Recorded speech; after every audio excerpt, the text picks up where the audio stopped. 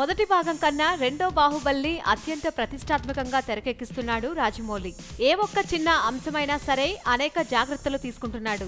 కానీ ఎన్ని జాగ్రత్తలు తీసుకున్నా దానికి సంబంధించిన కొన్ని సీన్లు లీక్ అయిపోయాయి.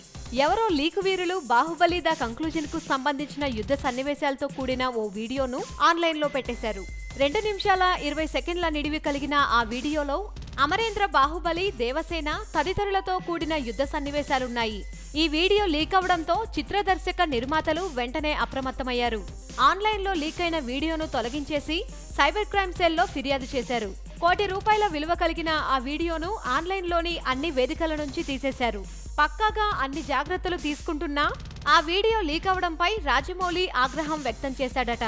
అది ఎలా లీక్ అయింది, దాని వెనుక ఎవరున్నారు అన్నదానిని తెలుసుకోవడంపై దృష్టి సారించాడట.